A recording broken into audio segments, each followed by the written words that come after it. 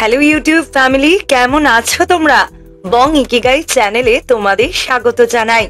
আমি অঙ্কিতা আবারও চলে এসেছি বং ইকিগাই চ্যানেলে নতুন একটা অডিও স্টোরি নিয়ে। আজকের অডিও স্টোরিতে তোমরা শুনতে চলেছ জাপানের রহস্যময় গোয়েন্দা গল্প a death in Tokyo. Bangla ভাষায় নতুন নতুন অডিও স্টোরি শুনতে হলে বং ইকিগাই চ্যানেলকে সাবস্ক্রাইব করে পাশের বেল আইকনে প্রেস করে অলে ক্লিক করে দিও, যাতে আমার চ্যানেলের সমস্ত নোটিফিকেশন সবার আগে তোমাদের কাছে পৌঁছে যায়। আমাকে আরো উৎসাহ দিতে গল্পটিতে লাইক কমেন্ট করে গল্পটি শেয়ার করে দিও। এইভাবেই সবাই পাশে থেকো এবং সাথে থেকো। তাহলে চলো আর দেরি না করে শুরু করা যাক আজকের audio story a death in Tokyo পর্ব 4। ও যেমনটা ভেবেছিল সেই তুলনায় অনেক বেশি উজ্জ্বল আলোগুলো। বাসার যে জায়গাগুলো সাধারণত ছায়ায় ঢাকা থাকে সেখানেও আলো পৌঁছে গেছে।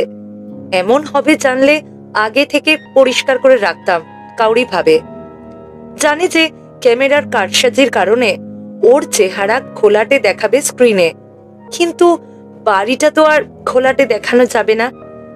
কিছুক্ষণ আগে তাদের আলোচনা কানে আসায় বুঝতে পেরেছে বাড়িটার সার্বিক অবস্থা দেখানোই অন্যতম উদ্দেশ্য। তাহলে আপনি বলতে চাইছেন ফ্যাক্টরিতে আপনার বয়ফ্রেন্ডের সাথে ঘটে যাওয়া দুর্ঘটনার ব্যাপারে কিছুই জানেন না? নারী রিপোর্টার সপ্রতিভ ভঙ্গিতে জিজ্ঞেস করে ওকে। লম্বা চুলগুলো পেছনে টেনে বাঁধা হয়েছে। না, আমি জানতাম না। আমাকে শুধু বলেছিল বাড়ি ফেরার সময় সিঁড়ি থেকে পড়ে গেছে। কাউরি বলে এখনো সেই দিনটার কথা মনে আছে ওর। উনি ঠিক কোথায় ব্যথা পেয়েছিলেন তা বলতে পারবেন? একদিকে ঘাড় কাত করলো কাউরি। ফুয়ুকি শুরু থেকেই বলছিল যে গুরুতর কোনো সমস্যা হয়নি, কিন্তু মনে হচ্ছিল কষ্ট পাচ্ছে ও। হাসপাতালে যাওয়ার জন্য জোর করলে বলে বিশ্রাম নিলেই সব ঠিক হয়ে যাবে। পরবর্তী কয়েকদিন বিছানায় শুয়েই কাটিয়েছিল। তখন কি দুর্ঘটনার ব্যাপারে কিছু বলেছিলেন? না। কাউরি টের পেল ক্যামেরাটা তাক করা হয়েছে ওর পেটের দিকে।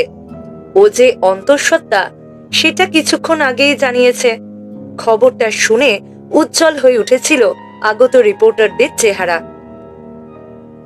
তার কিছুক্ষণ পরে এজেন্সি থেকে মিস্টার ইয়াশিমাকে জানানো হয় তার চুক্তি বাতিল করে দেয়া হয়েছে।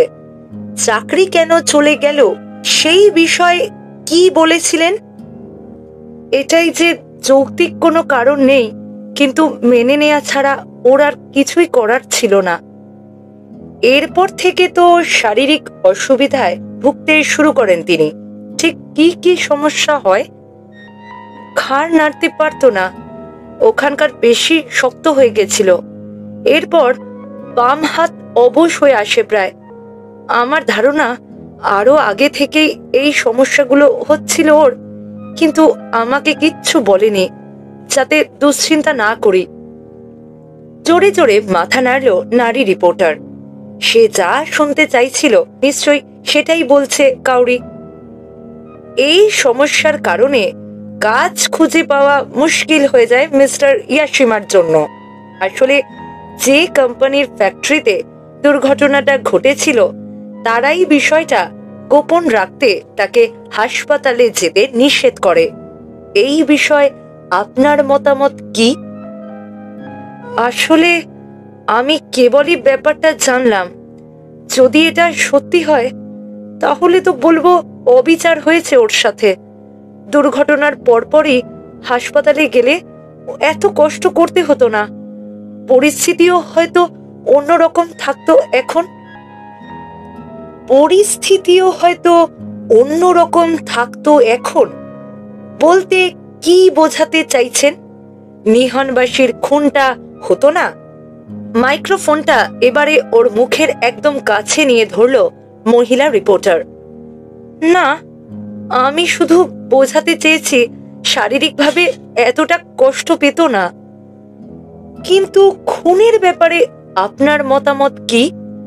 কানিশাকি মেটালসের তৎকালীন হেড অফ প্রোডাকশন তাকেয়াকি আওয়াইয়াগির নির্দেশেই সবকিছু গোপন করা হয়েছিল। আপনার কি মনে হয় না সেটার সাথে খুনের ঘটনার কোনো সম্পর্ক আছে? খুন? এবারে সবকিছু বিভ্রান্তকর ঠেকছে কাউরির কাছে। জানি না, মাথা ঝাঁকিয়ে বলল। খুনটার সাথে ফুয়ুকির আদেও কোনো সম্পর্ক আছে বলে মনে হয় না আমার। ও এরকম মানুষই না। চেহারায় আধার ঘনালো রিপোর্টারের। ভ্রু কুচকে হাত উঁচু করলো সে। কাট। ওনার কি এই কথা বলা যাবে অনস্ক্রিনে? সহকর্মীকে জিজ্ঞেস করলো। মিস নাকাহারা, আপনি কিছু মনে না করলে একটা কথা বলি। আমরা জানি নিজের বয়ফ্রেন্ড সম্পর্কে আপনার ধারণা অনেক ভালো, কিন্তু সত্যিটা হচ্ছে তিনি ভিকটিমের ওয়ালেট চুরি করে পালিয়েছিলেন সেদিন। সুতরাং এমনটা ভাবাই কি স্বাভাবিক নয় যে ঘটনাটার সাথে তার সম্পর্ক আছে? হতে পারে। তাহলে আপনারও ধারণা অপরাধটার সাথে জড়িত সে? মুখ খুলল না কাউরি। ঠিক আছে, ক্যামেরায় তাহলে এই কথাটাই বলুন। মিস্টার ইয়াশিমা কিভাবে একটা অপরাধের সাথে জড়ালেন? আপনাকে নিশ্চয়ই স্বীকার করতেই হবে যে তার সাথে ঘটে যাওয়া ভয়ঙ্কর একটা দুর্ঘটনা গোপন করাতেই অপরাধটার সূত্রপাত। কাউরির আবারও বিভ্রান্তিকর ঠেকছে সবকিছু। লোকটা যা বলছে তার সাথে কিছুটা হলেও সহমত। ভয়ঙ্কর একটা দুর্ঘটনা সম্মুখীন হয়েছিল ফুয়ুকি, যেটা চেপে যাওয়া হয়েছে। হয়তো সেই জন্যই মনে মনে রাগ পুষে রেখেছিল সে। খুনের দিন সন্ধ্যায় বলা তার কথাগুলো আবারও মনে পড়ে গেল কাউরির। খুব খারাপ একটা কাজ করে ফেলেছি আমি। হ্যাঁ, তা বলতে পারেন। অবশ্যই পারি। আমরা শুধু চাই আপনি আপনার মনের কথা খোলাখুলি আমাদের জানাবেন। কোনো রাগ ঢাকের দরকার নেই। মনে যা আসবে সেটাই বলবেন। আবার তাহলে শুরু করা যাক। শুরু হলো ইন্টারভিউ। ঠিক আছে। কাউরি কথাটা বলা মাত্র উপস্থিত সবাই যেন প্রাণ ফিরে পেল। নারী রিপোর্টারের চেহারার ভাবভঙ্গি যেন কেমন শিকারের দিকে অগ্রসরমান বিড়ালের মতন অনেকটা। এবারে একদম ঠিকঠাক জবাব চাই আমাদের। একটু ভয় পেল কাউরি। খুনটার ব্যাপারে আপনার সাথে কথা বলতে চাইছি আমি। কানিশাকি মেটালসের তৎকালীন হেড অফ প্রোডাকশন তাকেয়াকি আওয়াইয়াগির নির্দেশেই সবকিছু গোপন করা হয়েছিল। আপনার কি মনে হয় না সেটার সাথে খুনের ঘটনার কোনো সম্পর্ক আছে? এখানে বলে রাখি, খুনের পেছনে যে উদ্দেশ্যই থাকুক না কেন, এটা একটা ক্ষমার অযোগ্য অপরাধ। আমার ধারণা এমনটা ঘটেছে কারণ আমার বয়ফ্রেন্ড একটা ভয়ঙ্কর দুর্ঘটনার সম্মুখীন হয়েছিল কর্মক্ষেত্রে, যেটা ধামাচাপা দেয়া হয়েছে। তাহলে আপনি বলছেন তিনি অপরাধটার জন্য দায়ী? হ্যাঁ, একমত হলো কাউরি। মাথা ঘুরছে ওর। দারুণ, আমাদের কাজ শেষ। একটা কণ্ঠস্বর বলে উঠল। চেয়ার ছেড়ে লাফিয়ে উঠে দাঁড়ালো নারী রিপোর্টার। চেহারায় বিশ্বজয়ের ছাপ। কাউরির দিকে দ্বিতীয়বার ফিরেও তাকালো না। জীর্ণ অ্যাপার্টমেন্টটায় বসে টিভি কর্মীদের দিকে তাকিয়ে রইল কাউরি। কেমন যেন অস্থির লাগছে ওর।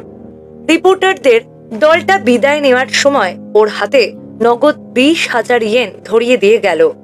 এই মুহূর্তে টাকাটার দরকার ছিল ওর। ও যে দিল্লিতে পার্ট টাইম চাকরি করত, ওখানকার বস গতকাল ওকে বলে দিয়েছে ওকে আপাতত লাগবে না। শুনলাম তুমি যার সাথে থাকতে সে নাকি নিহানবাসী মার্ডার কেসের মূল আসামি। ওর বস বেশ সহজ সরল একজন মানুষ। হয়তো 7-5 না বুঝে প্রশ্নটা করেছে সে।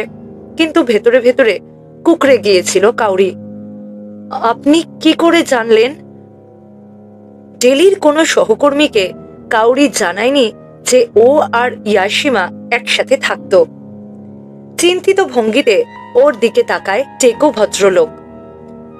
আমাদের এক নিয়মিত কাস্টমার ফোন দিয়েছিল, তোমার বাসার কাছেই নাকি থাকে, সেখানেই তোমাদের একসাথে ঘুরতে দেখেছে। তোমার অ্যাপার্টমেন্টে পুলিশ এসে তল্লাশি চালিয়েছিল নাকি? তখন বাইরে দাঁড়িয়েছিল সে। চোখ নামিয়ে নেয় কাউরি। তল্লাশির সময়টুকু স্পষ্ট মনে আছে। ওর বস ভুল বলেননি। বাইরে ভিড় জমে গিয়েছিল। তাদের একজন এখানকার কাস্টমার। সমাজে এমন অনেকে আছে যারা মানুষকে নিয়ে এসব গল্প ফাঁদতে পছন্দ করে। খেয়ে দে আর কোনো কাজ নেই তাদের। আমাদের আসলে কাস্টমারদের নিয়ে ভাবতে হয় কাউরি। আমি চাই না এখানকার কোনো কর্মীকে নিয়ে কোনো গুজব ভেসে বেড়াক। আশা করি তুমি বুঝতে পারছো বিষয়টা। জবাবে বলার মতো কিছু খুঁজে পায় না কাউরি। বসের জায়গায় ও নিজে থাকলে হয়তো এই কাজটাই করত। দীর্ঘশ্বাস ফেলে নোটগুলোর দিকে তাকালো কাউরি। দেখে হয়তো মনে হতে পারে যে অনেকগুলো টাকা, কিন্তু বাস্তবতা হচ্ছে এই টাকা দিয়ে খুব বেশি দিন চলবে না। টাকা উপার্জনের পথ খুঁজে বের করতে হবে ওকে। কিছুদিন আগে একবার একটা লোক এসেছিল ওর কাছে ক্লাবের হোস্টেস হবার প্রস্তাব নিয়ে। তার কার্ডটা আছে এখনো। ফুয়ুকি বিষয়টা পছন্দ করবে না দেখে সেই মুহূর্তে প্রস্তাবটার ব্যাপারে কিছু ভাবেনি, কিন্তু এখন বোধহয় কল দিতে হবে। লাভ নেই। পেটের উপরে একবার হাত বুলায় কাউরি। এখন আমার যেরকম অবস্থা, খুব বেশি দিন কাজ করতে পারবো না। আর আদেও আমাকে চাকরি দেবে কিনা সেটারও কোনো নিশ্চয়তা নেই। ঠিক তখনই ঘটল ব্যাপারটা। নিচে টেবিলে রাখা ওর মোবাইল ফোনটা বাজতে শুরু করলো। হ্যালো হ্যালো, কাউরি নাকাহারা বলছেন? জি, আপনি কে? কিয়োবাশি সেন্ট্রাল হসপিটাল থেকে বলছি। ফুয়ুকি ইয়াশিমার শারীরিক অবস্থার পরিবর্তন হয়েছে। আপনি যত দ্রুত সম্ভব চলে আসুন। কাউরির মনে হলো এক নিমেষে ওর হৃৎপিণ্ড গলার কাছে উঠে এসেছে বুঝি। হঠাৎই গরম লাগছে ভীষণ। যে হাত দিয়ে ফোনটা ধরে আছে সেটা কাঁপছে থরথর করে। মাতসুমিয়ার রিপোর্ট দেওয়া শেষ হলে একবার মাথা নাড়ল ইশিগাকি। নিহনবাসীর সৌভাগ্যের 7 দেবতার মন্দির ভ্রমণ, এই দিকটা নিয়ে তো কেউ ভেবে দেখেনি আগে। ভালো কাজ দেখিয়েছো তোমরা। ফুয়ুকি ইয়াশিমাকে সেদিন আর কেউ দেখেছিল কিনা সেটা খতিয়ে দেখছিলাম আমরা। তখনই বিষয়টা নজরে আসে। ভাগ্য সহায় ছিল বলতে হবে। মনে তো হয় না শুধু ভাগ্য ভালো ছিল বলে তথ্যটা হাতে এসেছে তোমাদের। নাক দিয়ে অস্ফুট একটা শব্দ করে কাগার দিকে তাকালো ইউনিট প্রধান। সেটা ব্যাপার না। এখন আমরা জানি ভিকটিম কেন নিহনবাসীতে এসেছিল। যদি ইয়াশিমার সাথে সাক্ষাতের কথা হয় তাহলে সেটা শহরের ওই অংশের কোনো ক্যাফেতে করবে, এইটাই স্বাভাবিক। এখন আমাদের জানতে হবে কেন মন্দিরগুলোতে যেত সে, কি এমন চাওয়া ছিল তার। মাছি তাড়ানোর ভঙ্গিতে হাত নাড়ল ইশিগাকি। সেটা নিয়ে তোমাদের মাথা না ঘামালেও চলবে। আমাদের কেসের সাথে তো ওটার কোনো সম্পর্ক নেই। আওয়াইয়াগির ছেলে আগামী বছর বিশ্ববিদ্যালয়ে ভর্তি পরীক্ষা দেবে। সে যেন উতরে যেতে পারে সেই লক্ষ্যেই প্রার্থনা করছিল হয়তো। কিন্তু মিসেস আওয়াইয়াগির মতে খুব একটা ধর্মপ্রাণ ছিল না। এই সময় মাতসুমিয়ার পিঠে আঙুল দিয়ে গুঁতো দিল কেউ। কাগা, এইটুকুই থাক আপাতত। ভাইয়ের চোখের দিকে তাকিয়ে এই কথাই মনে হলো মাতসুমিয়ার। চলো কেটে পড়ি এখন। আমি নিজেও খুব ধর্মপ্রাণ তা বলবো না, কিন্তু সবসময় কিছু না কিছুর জন্য প্রার্থনা করি, ইশিগাকি বলে। শরীরে ইউরিক অ্যাসিডের পরিমাণটা যেন কমে যায়, মেয়ে যেন বখাটেদের সাথে প্রেম না করে, এই সব আর কি। মানুষ বড্ড খামখেয়ালি প্রাণী। হুট করেই দেখবে কোনো একটা কারণে ধর্মের প্রতি নিজেকে সঁপে দিয়েছে। ভিকটিম সম্পর্কে ভালো মতো খোঁজ খবর নিতে হবে, এটা ঠিক। তাই বলে ছোটখাটো জিনিস নিয়ে ব্যস্ত হয়ে পড়লে চলবে না। সে যদি একবার যেত তাহলেও একটা কথা ছিল, কিন্তু সৌভাগ্যের 7 দেবতার মন্দিরে এক এক করে যাওয়াকে খামখেয়ালিপনা বলে উড়িয়ে দেওয়া চলে না। তর্ক করার ইচ্ছে গিলে ফেলে চুপচাপ বসে পড়ল মাতসুমিয়া। ছুরিটার ব্যাপারে কিছু জানা গেল? তদন্ত দলের অন্যদের দিকে তাকিয়ে বলে ইশিগাকি। কাঁধ অবধি হাত উঁচু করল সাকাগামি। এই মডেলের ছুরিটা অনলাইনে কিনেছে এরকম 90% মানুষের সাথে যোগাযোগ করেছি আমরা। এদের মধ্যে কয়েকজনের সাথে সামনাসামনি দেখা করা সম্ভব হয়নি, কারণ অনেক দূরে থাকে। তাদের আমরা বলেছি ছুরির ছবি তুলে আমাদের পাঠাতে। কয়েকজন ছুরিটা দেখাতে সক্ষম হয়নি। সেক্ষেত্রে হয় তাদের ছুরি নষ্ট হয়ে যাওয়ায় ফেলে দিয়েছে, অথবা হারিয়ে গেছে। যাই হোক, ছুরিটার সাথে আমরা এখনো ইয়াশিমার কোনো সংযোগ স্থাপন করতে পারিনি। হতাশ ভঙ্গিতে মাথা ঝাঁকালো ইশিগাকি। অর্থাৎ আমরা এখনো আগের জায়গাতেই ঘুরপাক খাচ্ছি? অপরাধী কিভাবে ছুরিটা জোগাড় করলো সেটা কি তোমাদের কেউই বের করতে পারবে না তাই বলে? এটা কি আসলেও কোনো সমস্যা? আদেও কি দরকার আছে কোনো? কোবায়াশি বলে এ সময়। ছুরিটা ওরকম আহামরি কিছু না, হয়তো রাস্তার পাশের কোনো দোকান থেকে ওটা কিনেছিল ইয়াশিমা। সেই দোকানদারের হয়তো তার চেহারা মনে নেই। এটা তো অস্বাভাবিক কিছু না। একটা জিনিস বোঝার চেষ্টা করো, এখনো পর্যন্ত আমরা কিন্তু কোনো প্রকার প্রমাণ জোগাড় করতে পারিনি। এমনকি কারো মুখ দিয়ে এটাও বের করতে পারিনি যে তারা ইয়াশিমার কাছে ছুরিটা দেখেছে। আমি কি কাউরি নাকাহারার সাথে আরেকবার কথা বলে দেখব? সেইটাই করতে হবে মনে হচ্ছে, গম্ভীর ভঙ্গিতে ভ্রু কুঁচকে বলল ইশিগাকি। পর মুহূর্তে মাথা ঝাঁকিয়ে সমস্ত ভাবনা মাথা থেকে দূরে করে দেওয়ার চেষ্টা করলো যেন। এখানে এভাবে মুখ লটকে বসে থাকলে কোনো সমাধানই হবে না। আজকে এইটুকুই থাক। Good night. গুড নাইট, কয়েকজন ডিটেকটিভ জবাবে বলল একসাথে। মিটিং শেষ। এই সময় ঘরের অপর প্রান্তে রাখা ফোনটা বেজে উঠল হঠাৎই। কাছাকাছি বসে থাকা ডিটেকটিভ রিসিভার তুলে কানে চেপে ধরল। এমন কিছু একটা শুনল যাতে পুরোপুরি ফ্যাকাশে হয়ে গেল তার চেহারা। রিসিভার নামিয়ে ইশিগাকির দিকে তাকালো। চিফ, হাসপাতালের ডিউটি অফিসার ফোন দিয়েছে। তার কণ্ঠের অস্থিরতা টের পেল উপস্থিত সবাই। কু ডাক দিল মাতসুমিয়ার মনে। কি হয়েছে? ইশিগাকি জিজ্ঞেস করল।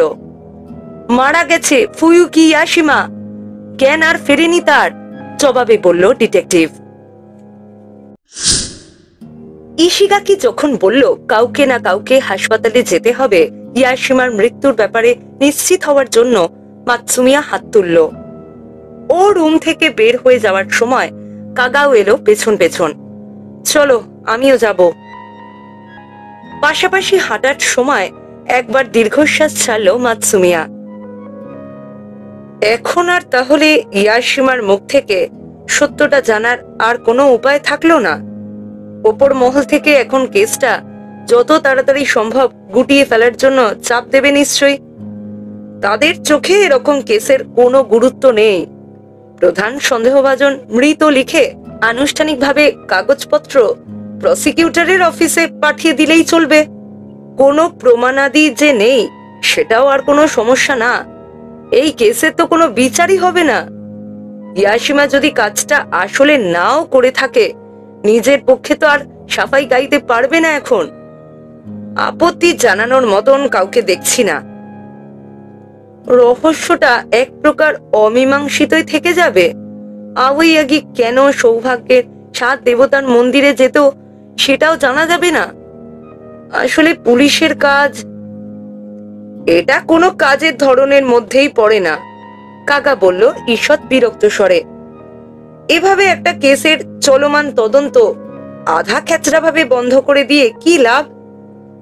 আমি সত্যটা খুঁজে বের করবই, সেটা যে করেই হোক, কথাগুলো বলল কাগা। ট্যাক্সিটা হাসপাতালে পৌঁছালে বাইরে টিভি সাংবাদিকদের ভিড় দেখে অবাক হয়ে গেল ওরা। ভেতরে কেউ একজন নিশ্চয়ই তথ্য ফাঁস করে দিয়েছে। গণমাধ্যম এখন ইয়াশিমার মৃত্যুর ব্যাপারটা নিয়ে কি করে সেটা দেখার বিষয়। ওয়েটিং রুমে সাদা অ্যাপ্রন পরিহিত একটা লোক ইউনিফর্ম পরা এক অফিসারের সাথে দাঁড়িয়ে কথা বলছে। হাসপাতালে প্রথমবার এসে ইয়াশিমার চিকিৎসার দায়িত্বে থাকা এই ডাক্তারের সাথে কথা বলেছিল মাতসুমিয়া। তার উদ্দেশ্যে একবার মাথা নাড়ল। দুঃখজনক, ডাক্তার ভদ্রলোক শান্ত কণ্ঠে বলল। হুট করেই অবনতি হয়েছিল তার শারীরিক অবস্থার? মাতসুমিয়া জিজ্ঞেস করে। মাথা নেড়ে সায় দেয় ডাক্তার। হেমাটোমার বা রক্ত জমাট বেঁধে যাওয়ার সন্দেহ করছি আমরা। মাথায় এরকম ব্যথা পাওয়ার পর যে এতটা সময় লড়াই করে গেছে সেটাই অনেক। আপনার কঠোর পরিশ্রমের কারণেই সম্ভব হয়েছে। লাশ কোথায়? 3য় তলার নার্স স্টেশনে। আইসিইউ থেকে সেখানে নিয়ে যাওয়া হয়েছিল। ও আচ্ছা, ওই মেয়েটা কার কথা বলছি বুঝতে পারছেন নিশ্চয়ই। কয়েক মিনিট আগে এসেছে, ইয়াশিমার গার্লফ্রেন্ড। ধন্যবাদ, মাতসুমিয়া বলে। ওয়েটিং রুম থেকে বেরিয়ে লিফটে চেপে 3য় তলায় চলে এলো ও আর কাগা। নার্স স্টেশনটা খুঁজে বের করে কেবলই জিজ্ঞেস করতে যাবে ইয়াশিমাকে কোথায় রাখা হয়েছে, এমন সময় পেছন থেকে ডাক দিল কাগা। ঘুরে দাঁড়ালে চিবুক দিয়ে করিডোরের দিকে ইশারা করল সে। ওখানকার একটা কাউচে কাঁধ ঝুঁকিয়ে বসে আছে কাউরি নাকাহারা। মুখ ঢেকে রেখেছে একটা তোয়ালেতে। এরকম পরিস্থিতিতে কি বলবে সে বিষয়ে কোনো ধারণাই নেই। তবুও তার দিকে হেঁটে গেল মাতসুমিয়া। কিন্তু মুখ খোলার আগেই ওর কাঁধে হাত রাখলেও কেউ। অন্তত আজকের রাতটার জন্য আমরা না হয় তাকে একা থাকতে দিই, কাগা বলে। আমরা তো নিশ্চিত হয়েছি যে ইয়াশিমা মারা গেছে। ডাক্তারের কথা শুনে যা বুঝলাম, সন্দেহজনক কিছু ছিল না তার মৃত্যুতে। এইটুকুই তো যথেষ্ট নাকি? উনি থাকুক ওনার মতন। নীরবে মাথা নাড়ল মাতসুমিয়া। লিফটে পা দেওয়ার আগে আরো একবার কাউরি নাকাহারার দিকে তাকালো ও। কাউচে রাখা তার ব্যাগের হাতল থেকে কিছু একটা ঝুলছে, যেটা আগে চোখে পড়েনি। চোখ কুচকে তাকিয়ে মাতসুমিয়া বুঝতে পারল ওটা একটা রক্ষা কবচ। ফুয়ুকি ইয়াশিমার জন্য প্রার্থনা করার সময় নিশ্চয়ই কোনো একটা মন্দির থেকে নিয়েছে জিনিসটা। এমনও হতে পারে নিহনবাসীর সৌভাগ্যের 7 দেবতার মন্দিরগুলোর কোনোটায় গিয়েছিল সে। কাগা ঠিকই বলেছে, ভাবে মাতসুমিয়া। কেসটা যদি এভাবে শেষ হয় তাহলে সেটা তাকেয়াকির পরিবার বা কাউরি নাকাহারা কারোর জন্যই ভালো হবে না। আসলে কি ঘটেছিল সেই প্রশ্ন তাদের বই বেড়াতে হবে সারা জীবন। ইউ তো বুঝতে পারছে ওর প্রতি স্কুলের সবার মনোভাব রাতারাতি পাল্টে গেছে। পুরোপুরি উপেক্ষা করছে এমন নয়, কিন্তু একটা দূরত্ব বজায় রেখে চলছে। স্কুলের কেউ এগিয়ে এসে ওর সাথে কথা বলছে না। ও নিজে যদি কথা বলতে যায় তখন হা হু করে শেষ করে দিচ্ছে। এই তো একটু দূরে বেশ কয়েকজন ছাত্র গোল হয়ে দাঁড়িয়ে আছে। ফিসফিস করে কিছু একটা বলাবলি করছে তারা। কিছুক্ষণ পরপর ইউতোর দিকে ঘৃণা ভরা দৃষ্টিতে তাকাচ্ছে। তাদের আচরণের এই পরিবর্তনের কারণ জানা আছে ওর। গত কয়েকদিন ধরে টিভিতে কানেসাকি মেটালসের ফ্যাক্টরিতে ঘটে যাওয়া দুর্ঘটনা গোপন করার খবরটা ফলাও করে প্রচারিত হচ্ছে। এর আগের দিন কানেসাকি গ্রুপের সিইও সংবাদ সম্মেলনের ডাক দিয়েছিল এই ব্যাপারে কথা বলার জন্য। ছোটখাটো গড়নের একজন মানুষ, চোখে বড় চশমা, সবার উদ্দেশ্যে ক্ষমা প্রার্থনা করে সে বলে, গোটা ব্যাপারটার সম্পর্কে তার কোনো কিছু জানা ছিল না। তার অগোচরে হয়েছে এসব। কোম্পানির নিয়ম অনুযায়ী ফ্যাক্টরি পরিচালনার দায়িত্ব সেখানকার স্টাফেদের উপরেই বর্তায়। সব ধরনের নিরাপত্তার দিকটা দেখার দায়িত্ব তাদের। তাদের প্রতি নির্দেশ দেয়া আছে, ফ্যাক্টরি কাজ করার সময় কোনো কর্মী দুর্ঘটনার সম্মুখীন হলে দ্রুত ব্যবস্থা নিতে হবে এবং সেই দুর্ঘটনার যেন পুনরাবৃত্তি না ঘটে সেদিকে খেয়াল রাখতে হবে। এখানে কর্মী পূর্ণকালীন এবং চুক্তিভিত্তিক দুই ধরনের কর্মীদেরই বোঝানো হয়েছে। এরকম জঘন্য একটা ব্যাপার কিভাবে ঘটলো সেটা নিয়ে তারা নিজেরাও তদন্ত করবে। ফ্যাক্টরি ম্যানেজার কোতাকে স্বীকার করেছে যে প্রাক্তন হেড অফ প্রোডাকশন তাকেয়াকি আওয়াইয়াগির নির্দেশেই সবকিছু গোপন করা হয়েছে। এমনকি কোতাকেকে হুমকিও দিয়েছিল সে, যদি এই কথা ফাঁস হয় তাহলে কিন্তু সবার আগে চাকরি যাবে ফ্যাক্টরি ম্যানেজারের। তাকেয়াকির ঊর্ধ্বতন কর্মকর্তাদের প্রত্যেকেরই ভাষ্য এক, এই বিষয়ে কিছুই জানত না তারা। মন্ত্র পাঠের মতন বারবার একই কথা বলে চলেছিল সবাই, সব দোষ হেড অফ প্রোডাকশনের, অর্থাৎ সমস্ত দোষ তাকেয়াকি আওয়াইয়াগির।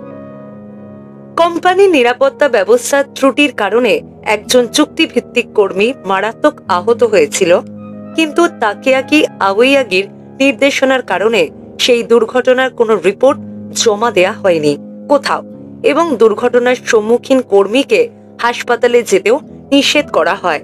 তার নাম ফুয়ুকি ইয়াশিমা।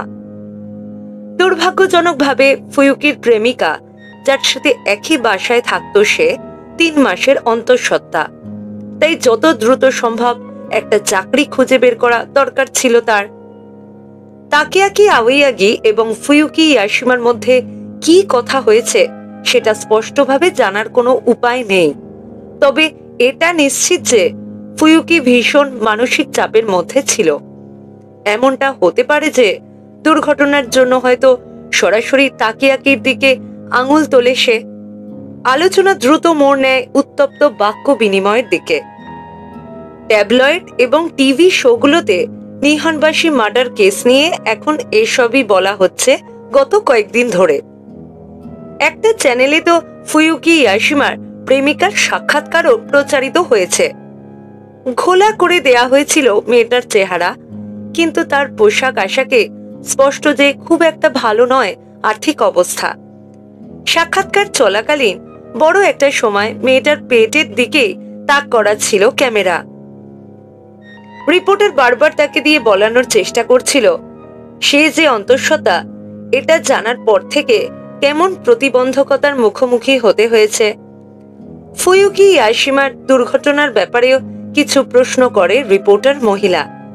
সাক্ষাৎকারটা শেষও হয় একটা প্রশ্ন দিয়ে, খুনটার ব্যাপারে আপনার সাথে কথা বলতে চাইছি আমি, কানেশাকি মেটালসের তৎকালীন হেড অফ প্রোডাকশন তাকেয়াকি আওয়াইয়াগির নির্দেশে সবকিছু গোপন করা হয়েছিল। আপনার কি মনে হয় না সেটার সাথে খুনের ঘটনার কোনো সম্পর্ক আছে? এখানে বলে রাখি, খুনের পেছনে যে উদ্দেশ্যই থাকুক না কেন, এটা একটা ক্ষমার অযোগ্য অপরাধ।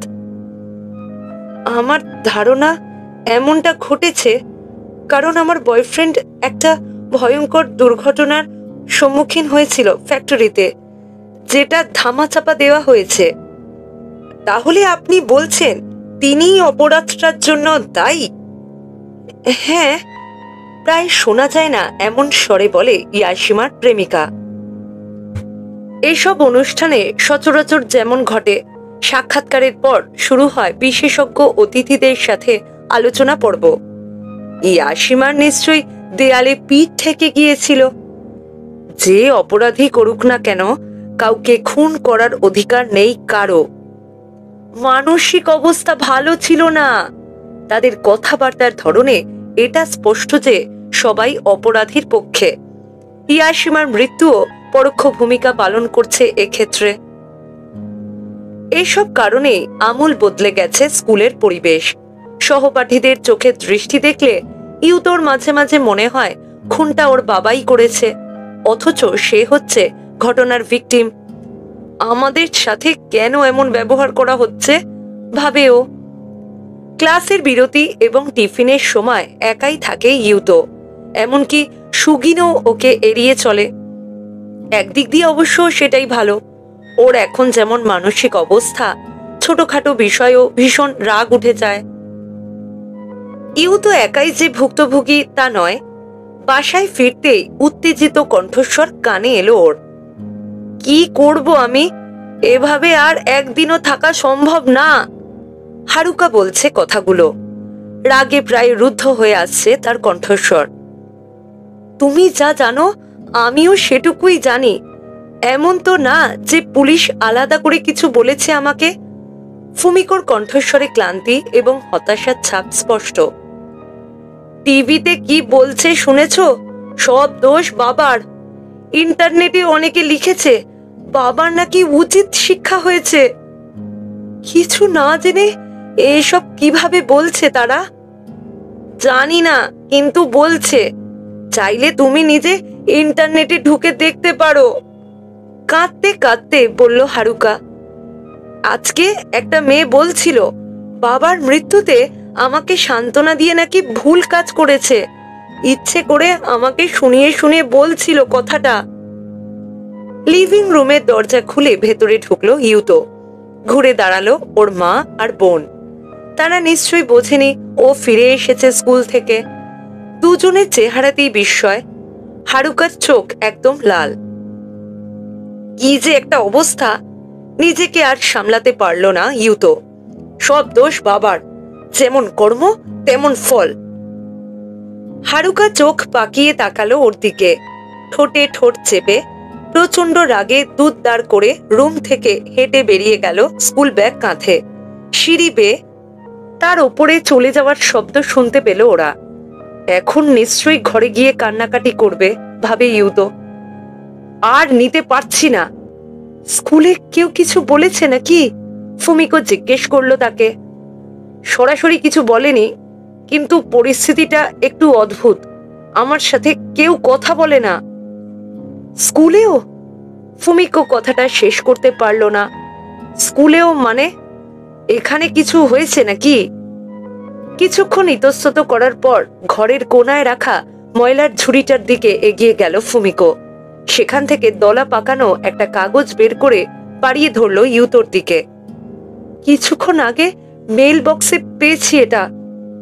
কাগজটার ভাঁজ খুলল ইউতো। ক্ষতিপূরণের টাকা ফিরিয়ে দে। কেউ একজন কালো মার্কার দিয়ে লিখেছে সেখানে।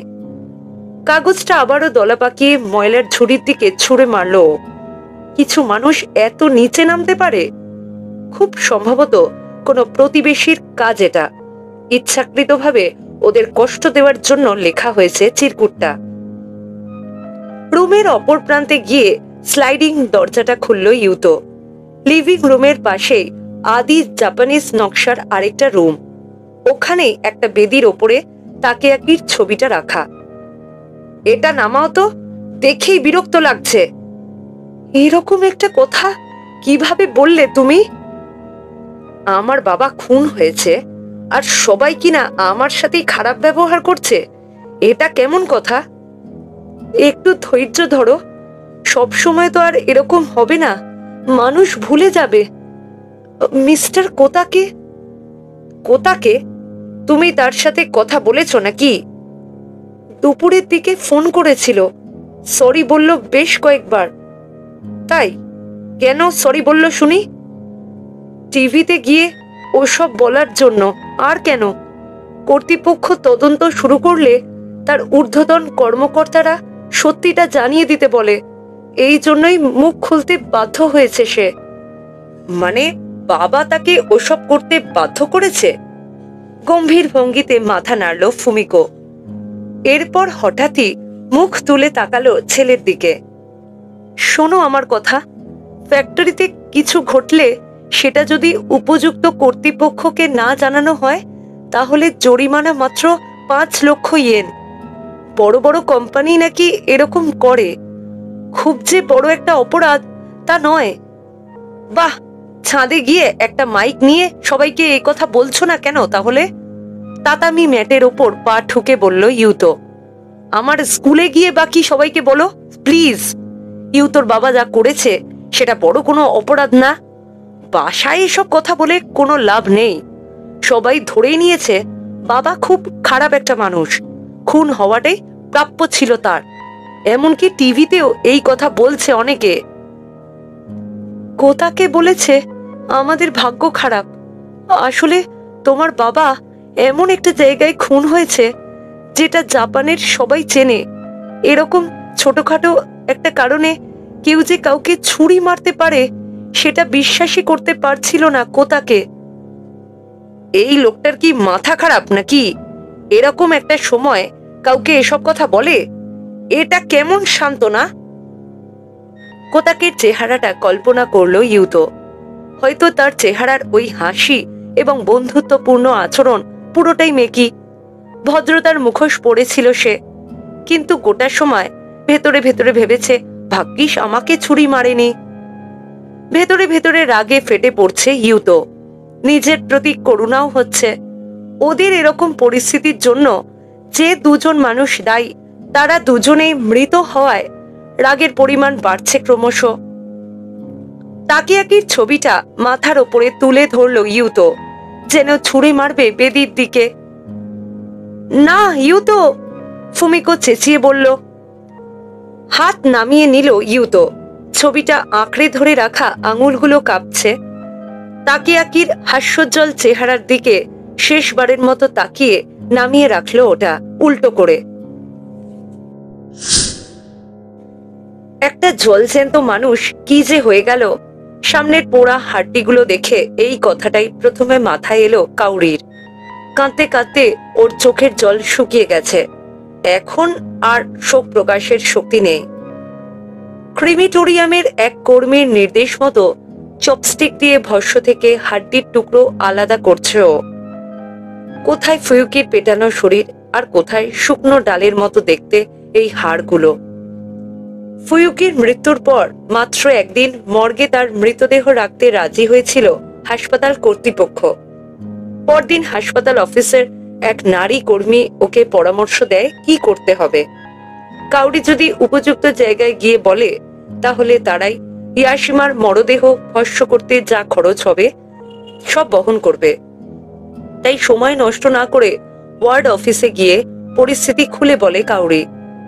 দায়িত্বে থাকা লোকটা মনোযোগ দিয়ে শোনে সবকিছু, রাজি হয়ে যায়। তার অভিব্যক্তি দেখে কাউরির মনে হচ্ছিল ফুয়ুকির ব্যাপারে হয়তো আগেই শুনেছে সে। হাসপাতাল থেকে শুরু করে ওয়ার্ড অফিসের সবাই খুবই ভালো ব্যবহার করে ওর সাথে। টোকিওতে আসার পর এই প্রথম অপরিচিত মানুষদের ব্যবহারে এতটা অভিভূত হলো কাউরি। ক্রিমেটোরিয়াম থেকে বেরিয়ে দেখলো পশ্চিম আকাশ লাল করে সূর্য ডুবতে বসেছে। ওর জীবনের বিশেষ একটা দিনের সমাপ্তি ঘটছে। আগামীকাল থেকে কেমন হবে জীবন? ওয়ার্ড অফিসের কয়েকজন বলেছে কল্যাণ তহবিল থেকে অনুদান প্রাপ্তির জন্য আবেদন করতে। কষ্ট করে হলেও খেয়ে পড়ে বাঁচতে পারবে। কিন্তু কেবলমাত্র বাঁচার জন্য বাঁচার কি কোনো অর্থ আছে? ফুয়ুকিকে ও আর কখনো ফিরে পাবে না। শূন্য একটা বাসা অপেক্ষা করছে ওর জন্য। বাড়ির কাছাকাছি পৌঁছে দেখলো অ্যাপার্টমেন্ট ব্লকটার সামনে দুজন লোক দাঁড়িয়ে আছে। দুশ্চিন্তা জেকে বসলো ওর মনে। আবারও টিভি সাংবাদিক নাকি? টাকাটা পেয়ে উপকারী হয়েছিল, কিন্তু টিভিতে দ্বিতীয় কোনো সাক্ষাৎকার দেওয়ার ইচ্ছে নেই ওর। কাছাকাছি যাওয়ার পর বুঝলো লোক দুজনকে ও চেনে। তাদের একজন মাতসুমিয়া নামের সেই ডিটেকটিভ। তাকে দেখে একটু স্বস্তি পেল কাউরি। দূর থেকে দেখে গম্ভীর স্বভাবের মনে হলেও চোখের দৃষ্টি ভীষণ কোমল তার। পাশে দাঁড়ানো লম্বা ডিটেকটিভকেও চিনতে পারল। দুর্ঘটনার পরপরই হাসপাতালে এসেছিল সে। নামটা এই মুহূর্তে মনে পড়ছে না, হয়তো ওকে বলেইনি। ওকে দেখে একসাথে বাউ করলো দুজনে। ক্রিমেটোরিয়াম থেকে ফিরছেন? কাউরির হাতের ভস্মাধার দেখে বলল মাতসুমিয়া। হ্যাঁ। এরকম একটা সময় বিরক্ত করতে আসার জন্য দুঃখিত। যদি কিছু মনে না করেন, আমাদের কয়েকটা প্রশ্ন ছিল। সমস্যা নেই, কিন্তু আমার অ্যাপার্টমেন্টের অবস্থা ভালো না, আগেই বলে দিচ্ছি। ভেতরে ঢুকে ভস্মাধারটা ডিজনিল্যান্ডে তোলা ওর আর ফুয়ুকির একটা ছবির পাশে রেখে দিল। ডিটেকটিভদের উল্টো দিকে নিচু টেবিলটায় বসলো। লম্বা লোকটা নিজের নাম বলল কাগা। নিহনবাসী থানা থেকে এসেছে সে।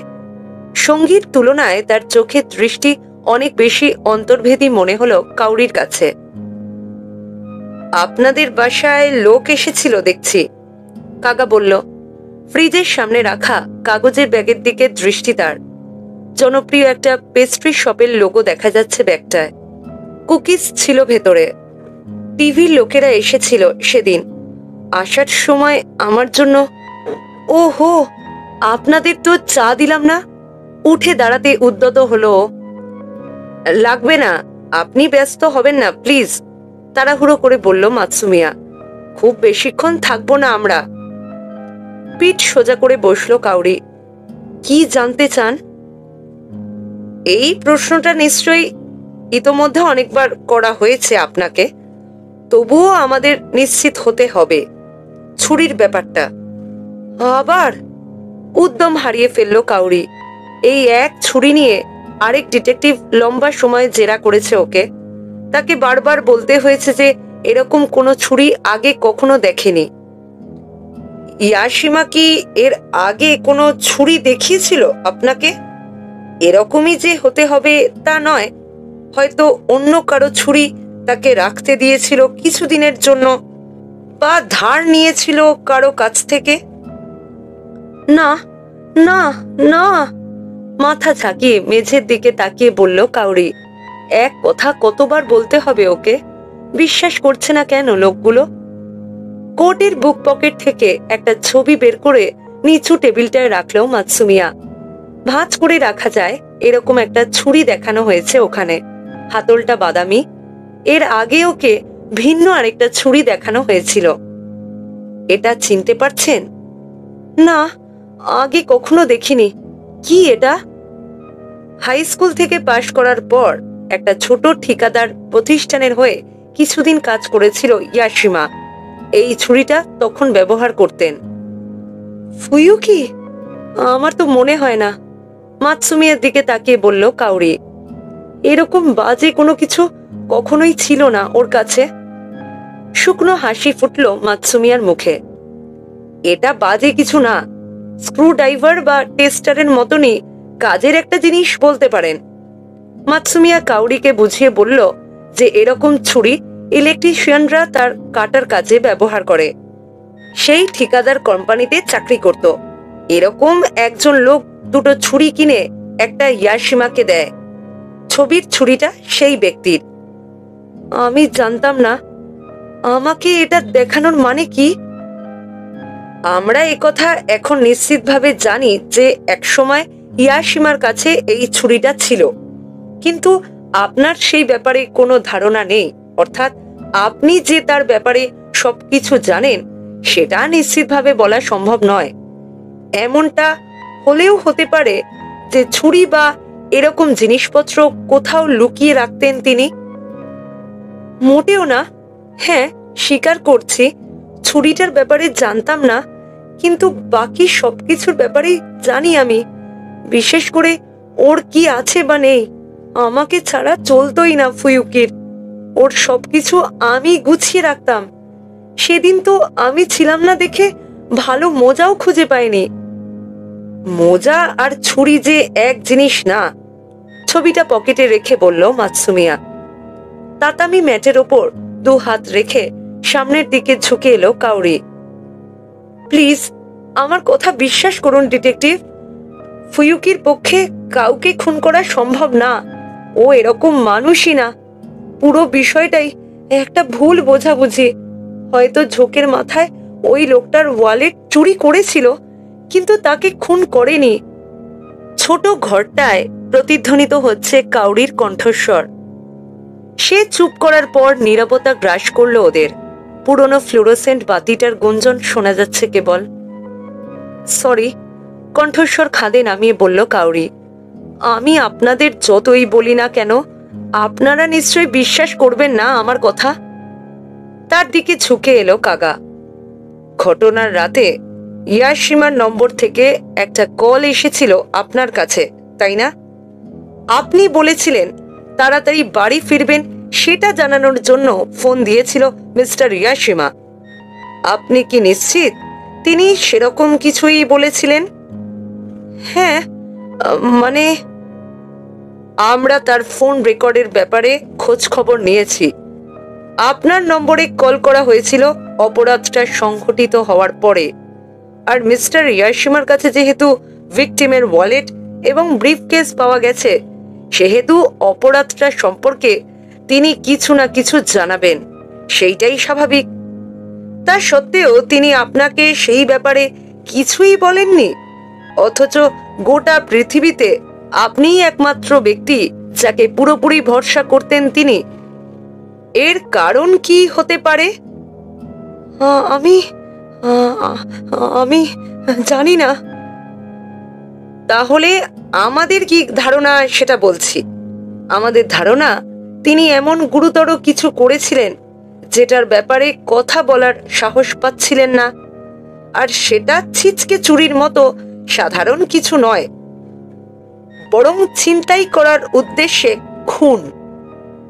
আপনাদের ধারণা ভুল, প্রায় চেঁচিয়ে উঠল কাউরি, কাঁদছে অঝরে। দুজন ডিটেকটিভের সামনে এভাবে কথা বলা যে ঠিক হয়নি তা বুঝতে পারছে ও। হাতের উল্টো পিঠ দিয়ে চোখের জল মুছল। মিস নাকাহারা, এবারে কোমল স্বরে বলল কাগা, দয়া করে আমাদের সত্যটা খুলে বলুন। মিথ্যে বলে কখনো কারো উপকার করা যায় না। বয়ফ্রেন্ডের ওপর অগাধ বিশ্বাস ছিল আপনার, জানি আমি। কপালের দুপাশে 2 আঙুল দিয়ে চাপ দিল কাউরি, কি করবে বুঝতে পারছে না। ও বলেছিল খুব খারাপ একটা কাজ করে ফেলেছে, বিড়বিড় করে বলল কাউরি। কি? চমকে উঠে বলল মাতসুমিয়া, আরো একবার পরিষ্কারভাবে বলুন। লম্বা শ্বাস নিল কাউরি। খুব একটা খারাপ কাজ করে ফেলেছি, বুঝতে পারছি না কি করব। ঠিক এই কথাগুলোই বলেছিল। পাগলের প্রলাপের মতো শোনাচ্ছিল। এটা তো গুরুত্বপূর্ণ একটা তথ্য, মাতসুমিয়া বলল ফিসফিসিয়ে। সরি, প্রথমবার আপনি যখন জিজ্ঞেস করেছিলেন ঘাবড়ে গিয়েছিলাম। ফুয়ুকিকে বাঁচানোর চিন্তায় মাথায় ঘুরছিল কেবল। ভেবেছিলাম এরকম কিছু বললে হয়তো অপরাধীর সাথে ওর যোগসাজশ খুঁজে পাওয়া যাবে না। এখনো কেঁদেই চলেছে কাউরি। টেবিলে মাথা রেখে শুয়ে পড়তে ইচ্ছা করছে, কিন্তু নিজেকে সামলানোর চেষ্টা করলো। কাউরির একটু ধাতস্থ হওয়া অবধি নীরবে অপেক্ষা করলো 2 ডিটেকটিভ। পরপর কয়েকবার শ্বাস নিল। এরপর মাথা নেড়ে বলল, সরি, এখন ঠিক আছে আমি। কিছুক্ষণ আগে মিস্টার ইয়াশিমার মোজা খুঁজে না পাওয়া নিয়ে কি একটা কথা বলছিলেন, সেটা কি নিহনবাসীর দুর্ঘটনার দিনটায়? হ্যাঁ, আমি বাসায় ফিরে দেখি ওর মোজা যে ড্রয়ারটায় থাকে সেটা বাইরে বের করে রাখা। ফুয়ুকির একটা বদঅভ্যাস হচ্ছে পায়ের নখ না কাটা, তাই মোজায় সামনের দিকে ফুটো হয়ে যায়। সাধারণত এরকম মোজা স্বাচ্ছন্দ্যের সাথেই পরতো ও। আচ্ছা, কিছু একটা ভাবছে কাকা।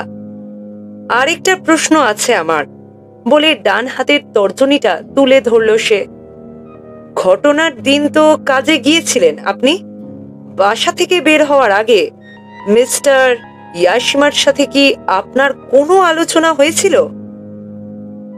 ঘটনার দিন না, ওরকম আলোচনা হয়নি। সাধারণত আমি যখন কাজের জন্য বের হই তখন ঘুমিয়ে থাকে ও। সেদিনও ঘুমিয়েই ছিল।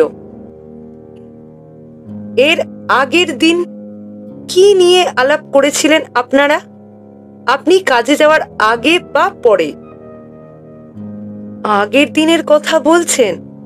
সেদিন সকালেও ও ঘুমিয়েই ছিল আমি বের হওয়ার সময়। এরপর আমি যখন ফিরি কাজ থেকে, মনে করার চেষ্টা করছে কাউরি।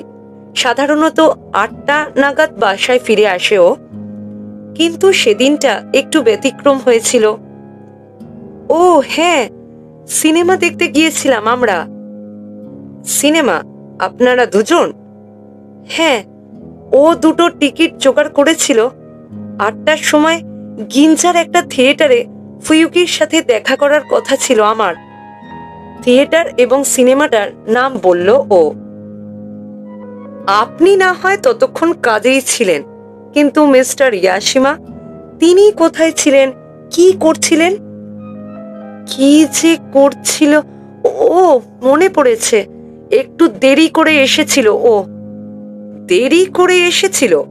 8টার সময় দেখা করেননি আপনারা? আসলে ও তাড়াতাড়ি পৌঁছে গেছিল, তাই ঘুরতে বের হয়। হাঁটতে হাঁটতে একটু বেশি দূরে চলে গেছিল। আর একটু দেরি হলে সিনেমা শুরু হয়ে যেত। আমি তো ভয় পেয়ে গেছিলাম।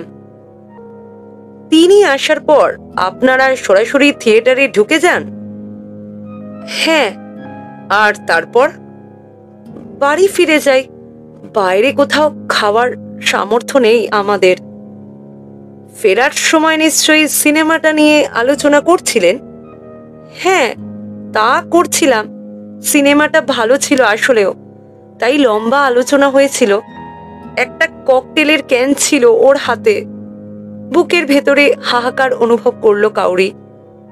এই তো সেই দিনের কথা, কিন্তু মনে হচ্ছে সুদূর অতীত, যেন একটা স্বপ্ন। সরি, কিন্তু আপনি এই ব্যাপারে জিজ্ঞেস করছেন কেন? আগের দিন আমাদের কি আলোচনা হয়েছিল সেটার সাথে কেসে কি সম্পর্ক? আমি আসলে একটা বিষয় বোঝার চেষ্টা করছি। সিনেমা বাদে অন্য কোনো ব্যাপারে আলাপ হয়েছিল আপনাদের মধ্যে সেদিন? না, অন্য কোনো বিষয় আলাপ হয়নি। ককটেলটা বেশ ধরে গিয়েছিল ফুয়ুকির, তাই শুয়ে পড়ে। ঘুমানোর সময় একদম বাচ্চাদের মতো দেখায় ওকে। ওরকম একটা দিন আর কখনোই ফিরে পাবো না আমরা, ভাবে ও। দু চোখ আবারও ভরে ওঠে অশ্রুতে। টপ টপ করে গড়াতে শুরু করে গাল বেয়ে। মাতসুমিয়ার বাড়িয়ে ধরা রুমালটা নেয় কাউরি। মাতসুমিয়া আর কাগা যখন ইনসিডেন্ট রুমে ফিরে এলো তখন রাত প্রায় 8টা। তবে আজকে ইশিগাকির চারপাশে ডিটেকটিভদের ভিড় নেই। গম্ভীর অসন্তুষ্ট দৃষ্টিতে টেবিলের ওপরে ছড়ানো অনেকগুলো রিপোর্টের দিকে তাকিয়ে আছে ইউনিট প্রধান। কেসের প্রধান সন্দেহভাজন মৃত উল্লেখপূর্বক পাবলিক প্রসিকিউটরের অফিসে কেসটার কাগজপত্র পাঠিয়ে দেওয়ার প্রস্তুতি চলছে। উপর মহল থেকে এরকম নির্দেশই এসেছে। অভিজ্ঞ চিফ ইন্সপেক্টর ইশিগাকি বিষয়টা নিয়ে সন্তুষ্ট নয় মোটেও। সর্বশেষ যা যা জানতে পেরেছে সব খুলে বলল মাতসুমিয়া।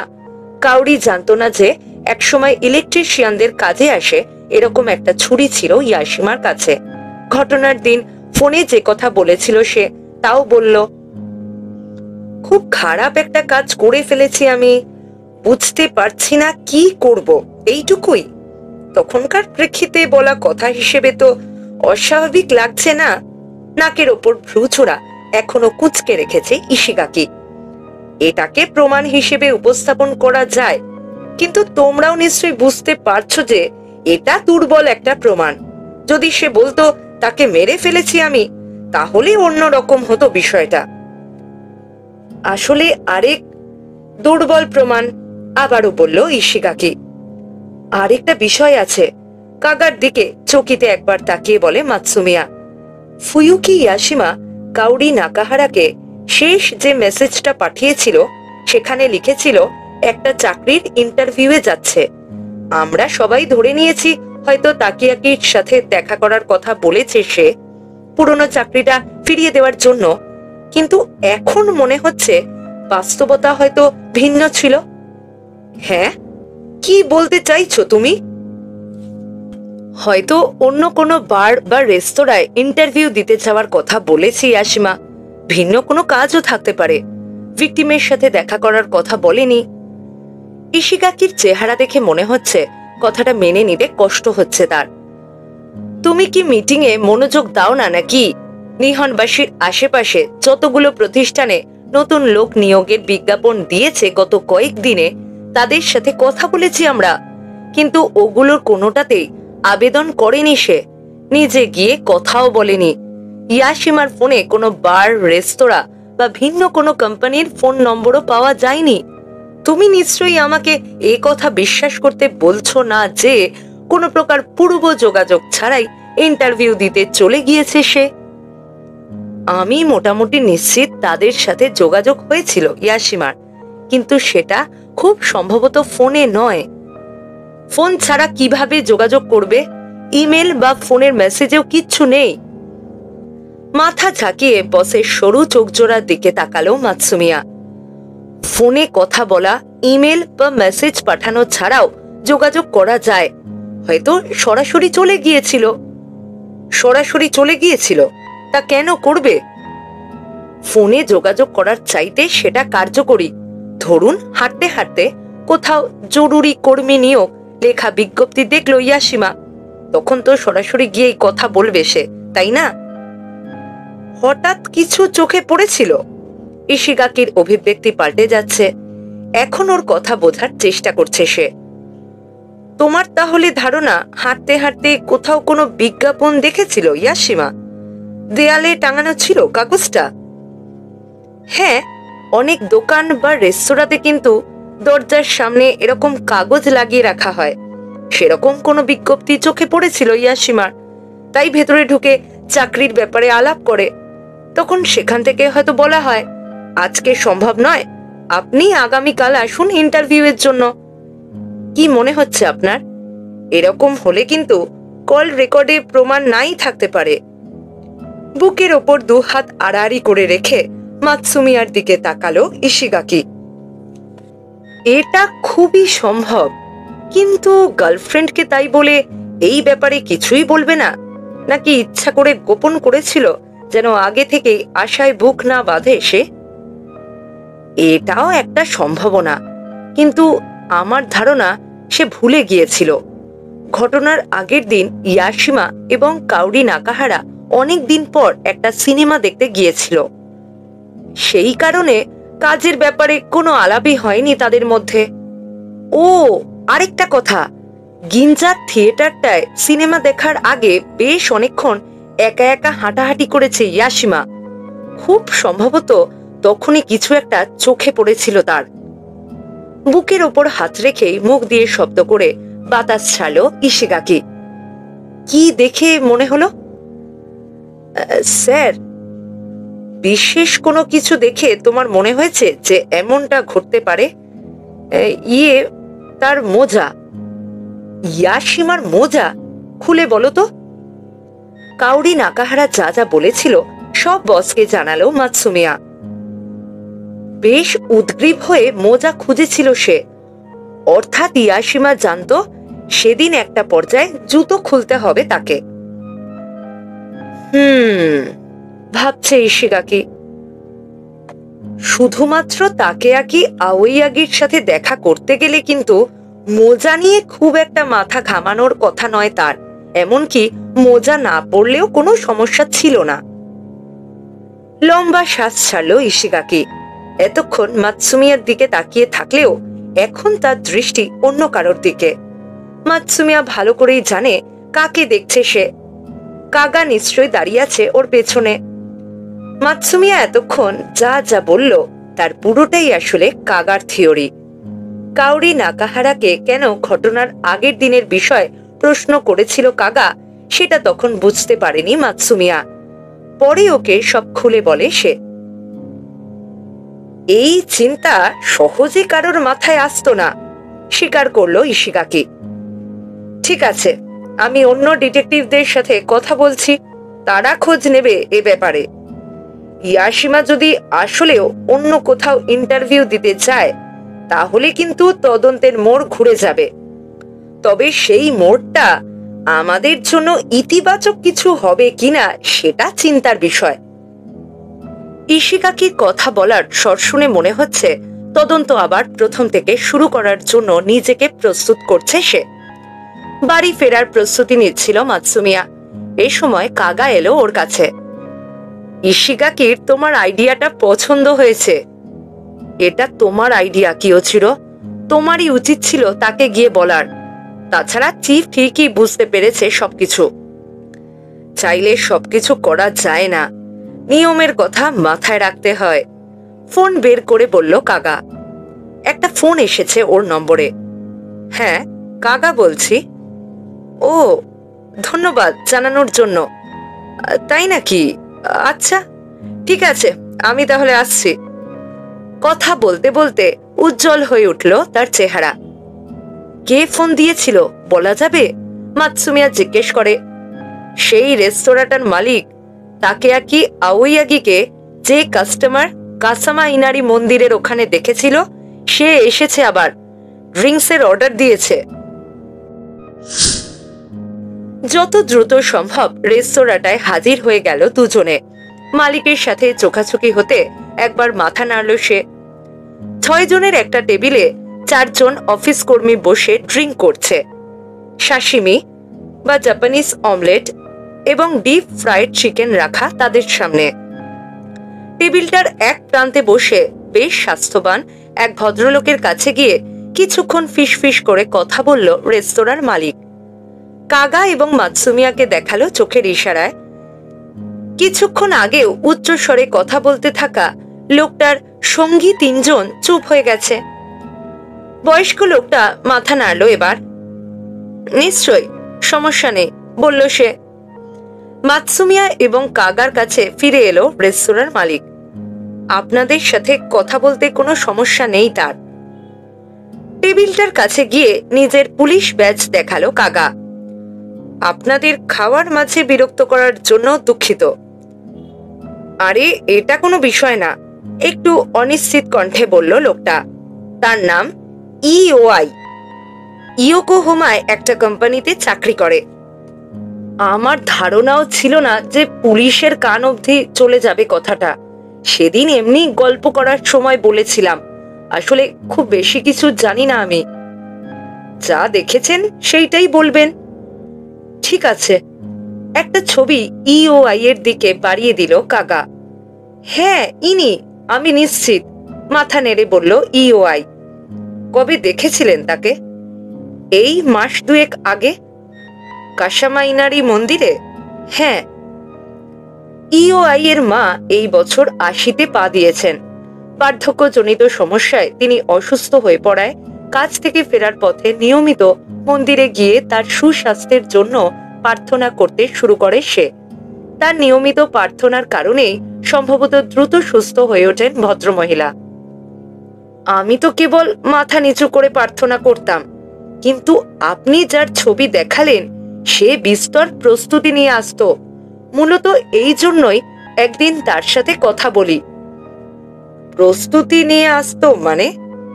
সারস, কাগজের সারস বানিয়ে আনতো। অরিগেমি, ওই ভাঁজের মাধ্যমে কাগজের বিভিন্ন রূপ দেওয়ার শিল্প, সেই অরিগেমির কথা বলছি। আর কি, সুতোয় বাঁধা থাকতো সারসগুলো। বিয়ারে এক চুমুক দিল ইওআই। 1000 না হলেও অন্তত 100 খানেক তো হবেই। খুব সুন্দর বেগুনি রঙের। নৈবেদ্য দেয়ার সিন্ধুকে সারসগুলো রেখে 2 হাতের তালু এভাবে জড়ো করে প্রার্থনা করত। বুঝতেই পারছেন কেন তার সাথে কথা বলতে আগ্রহী হয়েছিলাম আমি। বেগুনি রঙের? সাধারণত এরকম ক্ষেত্রে লোকে বিভিন্ন রঙের 1000 কাগজের সারস বানায়, কিন্তু তারগুলো শুধু বেগুনি রঙেরই ছিল। একটু বিরক্ত হলো ইওআই। এখন আমি তো সব একদম মুখস্থ করে রাখি না ভাই, 1-2 বার তাকিয়ে যা দেখেছি সেটাই বলছি আপনাকে। বেগুনি রঙের সারস দেখে অভিভূত হয়েছিলাম, এটা মনে আছে। অন্য রঙেরও থাকতে পারে, আমি নিশ্চিত নই। সেটা সমস্যা না। তাকে কি বলেছিলেন আপনি? কাগা জিজ্ঞেস করে। আপনি নিশ্চয়ই এই দেবতার ভীষণ ভক্ত। জবাবে কি বলে সে? একটু লজ্জাই পেয়ে যায়। সারসগুলো দ্রুত গুছিয়ে নিতে শুরু করে। আমাকে জানায় কাছাকাছি একটা জায়গায় কাজ ছিল তার, তাই এসেছে মন্দিরে। কাছাকাছি একটা জায়গায় কাজ ছিল? আমার কাছে অদ্ভুত লাগে তার কথা। কেউ নিশ্চয়ই হুট করে 100 কাগজের সারস নিয়ে কোথাও উদয় হয় না। খুব সম্ভবত এই জন্যই তাকে মনে আছে আমার। নিহনবাসী ব্রিজে খুন হওয়ার পর খবরে তার ছবিটা দেখাচ্ছিল। সেইটা দেখেই আমার মনে হয় তাকে কোথায় দেখেছি আগে। এরপর একদিন হুট করে মনে পড়ে যায় সেদিনও এখানে এসেছিলাম আমরা। সরি, যদি কোনো সমস্যা করে থাকি তো। হুড়মুড় করে কথাগুলো বলল ইওআই। বিয়ারের প্রভাব স্পষ্ট বোঝা যাচ্ছে এখন। তাহলে আপনি বলছেন প্রার্থনা শেষে সারসগুলো আবার গুছিয়ে নিয়ে যায় সে? ঠিক কি করেছিল বলতে পারবেন? কি করেছিল? সাথে করে নিয়ে আসা একটা কাগজের ব্যাগের মধ্যে ঢুকিয়ে নেয়। আমার অন্তত সেটাই মনে আছে। বয়স হয়ে গেছে, অনেক কিছুই ভুলে যাই। কিছু মনে করবেন না। মাথা নাড়ল কাগা। বেশ, খাওয়ার মাঝে আপনাদের বিরক্ত করার জন্য দুঃখিত। আমাদের তথ্যগুলো দেওয়ার জন্য ধন্যবাদ বলে বাউ করল সে। আপনাদের তদন্ত তো শেষ, তাই না? ইওআই জিজ্ঞেস করে। মানে খুনি তো মারা গেছে, টিভিতে দেখলাম আর কি। কেউ কোনো কথা বলল না কিছুক্ষণ। হাসি ফুটেছে কাগার মুখে। আসলে কোনো কেসের তদন্ত বন্ধ হবে না হবে সেই ব্যাপারে আমরা কিছু জানি না। ওপর থেকে যা নির্দেশ আসে সেটাই পালন করি কেবল। আসলে জীবনটাই এমন, তাই না? সব চাকরি দিন শেষে এক। পরের কথাটা নিজের 3 সঙ্গীর উদ্দেশ্যে বলল ইওআই। চলো, মাতসুমিয়াকে বলল কাগা। রেস্তোরাঁর মালিককে ধন্যবাদ জানিয়ে বেরিয়ে এলো ওরা। কাগজের সারসগুলোর কথা শুনে অবাকই হয়েছি। কিছু দূর হাঁটার পর বলল মাতসুমিয়া, গুরুতর কোনো কারণ না থাকলে সাধারণত এভাবে প্রার্থনা করে না কেউ। কিন্তু ইয়াশিমা বলেছে কাছাকাছি একটা কাজ থাকায় ওখানে গিয়েছে। অর্থাৎ আগে থেকে কাশামা ইনারি মন্দিরে যাওয়ার পরিকল্পনা ছিল না তার। আমার ধারণা তার মূল গন্তব্য হয়তো অন্য কোথাও ছিল। সেখানেই প্রার্থনার উদ্দেশ্যে বের হয়েছিল সে। কিন্তু কাশামা ইনারি মন্দিরে যাওয়ার সুযোগ পাওয়ায় সেটা হাতছাড়া করেনি। সৌভাগ্যের 7 দেবতার মন্দিরগুলোর মধ্যে সেটাও পড়ে। ঠিক বলেছ। এখন প্রশ্ন হচ্ছে মন্দিরগুলোর মধ্যে কোনটা তার সবচেয়ে বেশি পছন্দের ছিল। ওদের যে পথ দিয়ে ফেরার কথা সেদিকে না গিয়ে অন্য একটা রাস্তায় ঢুকে গেছে কাগা। পিছু পিছু যাচ্ছে মাতসুমিয়া। এবারে তার মামাতো ভাইয়ের গন্তব্য কোথায় সেটা নিয়ে ভাবছে। এই সময় হঠাৎই একটা ছোট তড়িদার চোখে পড়ল ওর। একটা ছোট আধুনিক অফিস বিল্ডিং এর প্রায় ভেতরে মন্দিরটা। এমন কোথাও যে একটা মন্দির থাকতে পারে তা কারো মাথায় আসবে বলে মনে হয় না। মাতসুশিমা মন্দির, সৌভাগ্যের 7 মন্দিরের আরেকটা। তড়িদারের নিচ দিয়ে যাওয়ার সময় বলল কাগা। তাকে অনুসরণ করলো মাতসুমিয়া। রাতের বেলা নিশ্চয়ই মন্দির দালানের নিরাপত্তার জন্য বেড়া টেনে দেওয়া হয়। সেক্ষেত্রে নৈবেদ্যর সিন্দুকটা ভেতরেই থাকার কথা। এই মন্দিরের দেবতা হচ্ছে কৃষিকাজ এবং বাণিজ্যের দেবতা ডাইকোকু। আওয়াইয়াগি একটা ব্যবসা প্রতিষ্ঠানে চাকরি করত, তাই এখানে এসে প্রার্থনা করা অস্বাভাবিক কিছু না। কিন্তু সাথে করে নিয়ে আসা সারসগুলোর কারণেই খটকা লাগছে আমার মনে। সাধারণত দীর্ঘায়ু এবং কারো সুস্বাস্থ্যের উদ্দেশ্যে প্রার্থনা করার জন্যই 1000 কাগজের সারস নৈবেদ্য দেয়া হয়। কাশামা ইনারি মন্দিরই সেটার জন্য যথার্থ জায়গা। বুক পকেট থেকে নিজের নোটবুকটা বের করলো কাগা। ইনারি মন্দিরে দীর্ঘায়ুর দেবতা জুরোজিনের পুজো করা হয়, কিন্তু অন্য মন্দিরগুলোয় কোয়ামি মন্দিরের দেবতা হচ্ছে ফুকুরো কুজু। কোয়ামি মন্দির কি এখান থেকে অনেক দূরে? মোটেও না, চলো। এরপর পশ্চিম দিকে চলল ওরা। পথে তাকেয়াকি আওয়াইয়াগি যে ক্যাফেটায় যেত সেটা পেরিয়ে এলো। নিহনবাসী এলিমেন্টারি স্কুলের পাশ দিয়ে একে বেঁকে সামনে এগিয়েছে রাস্তাটা। কিছুক্ষণ পর 3 রাস্তার একটা মোড়ে পৌঁছে গেল ওরা। মোড়ের ওপরে সবুজে ছাওয়া ছোট একটা জায়গা। ভেতরে ছোটখাটো তড়িদার আর মন্দির দালানো আছে। দ্বারের 2 পাশে গোলাকার কাগজের লণ্ঠন ঝুলছে। তোমার কি ধারণা এই মন্দিরটাতেই সবচেয়ে বেশি আসত সে? মাতসুমিয়া বলে। কাগাকে দেখে খুব একটা খুশি মনে হচ্ছে না। সুস্বাস্থ্য এবং দীর্ঘায়ু কামনায় দেবতাদের উদ্দেশ্যে পুজো হয় এমন অনেকগুলো মন্দির আছে, তাকিয়াকির এখানে খুব বেশি আসার কোনো কারণ দেখছি না আমি। বলা যায় না, তার কোনো বিশেষ কারণ থাকতেও পারে। হয়তো আগে কখনো এখানে এসে প্রার্থনা করে ফল পেয়েছিল। মিসেস আওয়াইয়াগি কি বলেছে ভুলে গেছো? তাকিয়াকি খুব একটা ধর্মপ্রাণ ছিল না। তা হয়তো বলেছে, কিন্তু ধর্মপ্রাণ না হলে কেউ এতগুলো মন্দিরে এসে প্রার্থনা করবে না। এমনকি অরিগেমি সারসও বানিয়েছে সে। এইটাই তো আসল রহস্য। অরিগেমিগুলো নিয়ে এসেছিল কেন?